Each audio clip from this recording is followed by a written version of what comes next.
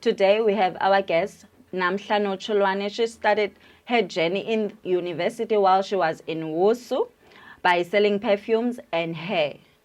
And she started a fragrant brand and also is a gold nail tech.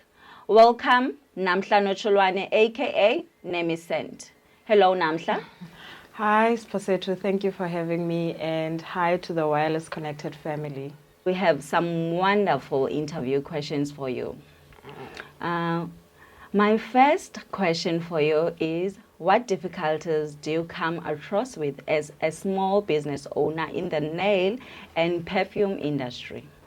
Thank you for having me, Siphosethu, and I love the question that you asked because I feel like in fact, 90% of the time, if not 100%, all the small businesses, they come across a lot of challenges, especially when you're in the township. So on my second year of doing my business, professionally now, being registered and whatnot, I got robbed. I had a business break-in. So it's very challenging for me. And also the challenges of having load shedding and the challenges of producing good quality in the township. People tend to think that we buy the products for a lesser price, so they would want us to drop the prices, whereas it's very challenging because you don't see the profit because you're trying to accommodate the people in your neighborhood and the surrounding areas. Mm-hmm. So it's very challenging because you try to maneuver the prices.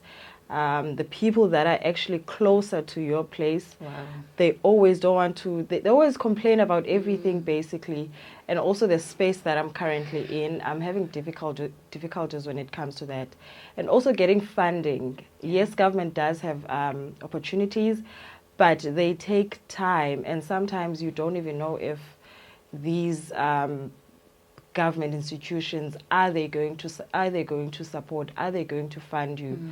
So you become in the middle of nowhere, basically. So you only have your faith and your ambition to carry you. So it's very difficult. So that's why I always say that entrepreneurship is a calling. Yeah. If you are not called for it, then don't start, because it's not a child's play. It's very, very difficult. Do you see yourself opening your business somewhere else, like expanding in the future and operating in other provinces? Well, as you have mentioned, I've started at East London. Yes. I've been to Cape Town, but not on business. So I do have clients all over, especially for perfumes, because I don't need to give them a service. It's basically me sending the product. Mm. So they always would say that, oh, can you please come this side? Why don't you open another salon? So it's something that I would want to do in the future. Wow. But as I've mentioned, the challenges that we have, so it's I don't want to, maybe 50-50, mm-hmm, not 100%, yeah, because there was a person that I hired when my business started to grow. I needed an extra hand. Mm-hmm. So the person betrayed me. So now it's very difficult for me to trust again. Wow. Yo. But I definitely do want to expand. I really do want to expand, because there was a lady from the USA that came to visit South Africa. She, mm-hmm, also sent me a WhatsApp text asking to do nails by me. So I was like, okay, I'm recognized overseas, so I might as well expand to other provinces as well. But in future, not even in a near future, in future, not now. Okay. What has made you operate for long, and what motivates you to keep going as a young businesswoman in the nail tech or perfume industry? Honestly, what made me stay in the business was unemployment. Yes. And I got to fall in love with it, because you find that if you are used to making your own money and being your own boss, you won't be able to cope when you are under management, because you're so used to managing yourself. So sometimes I do want to give up and just go and find work, but I'm ambitious about what I do. I'm passionate about what I do more than anything. And also there's quite a lot of unemployment. So I don't want to be a stats of being unemployed. And I also do want to create jobs for other people and transfer the skill that I have. Because I mean, I'm not only doing this for myself, but I also want to train other young people to create their own thing because of the economy in South Africa. What made you choose this career? Well, when I was in university, as I've mentioned, as you have mentioned actually earlier, that it started off at university. So I was raised by a single parent, so which led me to think of other ways of um,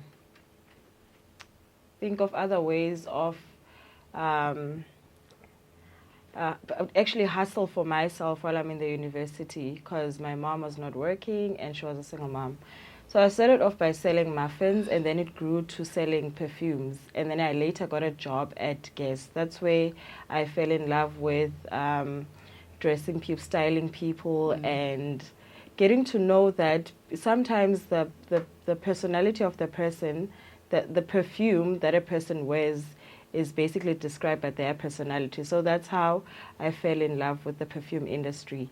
And that's why I started doing my own thing and created my own brand and started mixing my perfumes.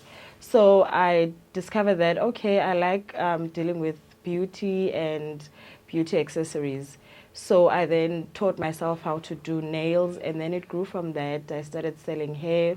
I started doing hair installations, and now I'm venturing into doing skincare because I was in a training of doing my own, mixing my own skincare products, organic skincare products. So it's basically a journey that I fell in love from. It started having to be a circumstance which I had to overcome to something that I actually fell in love with it. So it's been an alchemy for me. Everything was just chained on each other. Every experience that I had, it was basically chained on each other. So it grew from that and it's still growing. Okay. My next question is, since it's now springtime and we are going to be approaching summer, what tips can you give us in terms of nail art and color and the type of perfume that we can use? I basically get most of my perfume clients from the clients that come through for nails. So basically for me, perfumes are more of, yes, they are seasonal, but sometimes they are more of a personality and how a person dresses.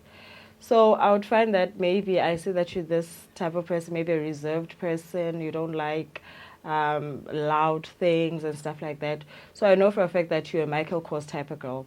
And if you are a very loud person, you're a bold person, I know for a fact that you're a Baccarat Rouge type of girl. So sometimes I get it twisted because sometimes people that are quiet, they do like strong scents. So for me, for every season, you need to wear something for that particular season. So now, since it's springtime, as you have mentioned, I recommend your Gucci Flora floral scent, something sweet, something fresh, something that is the durability is longer than the durability must be long because it's summer, it's hot, so it needs to last. And then as for nails, it's bright colors all the way because I mean we are blooming, it's spring. So yeah, that's basically that. Okay. In terms of the shape of the nails, do you look at the hand of a person? Definitely, definitely. But you get those ones that would say maybe their hands are big or maybe too plumpy or too fat. They would want stiletto without fail. Okay. And then when you try to advise that, no, you cannot do stiletto. You can only do round or square shape. But they will be persistent and say that they want that particular shape. But I do advise. But if a person is set for what they want, then I do whatever they want because it's their money at the end of the day. Okay. And now we come to an end of our interview questions. And that was really a good interview. Nice answers.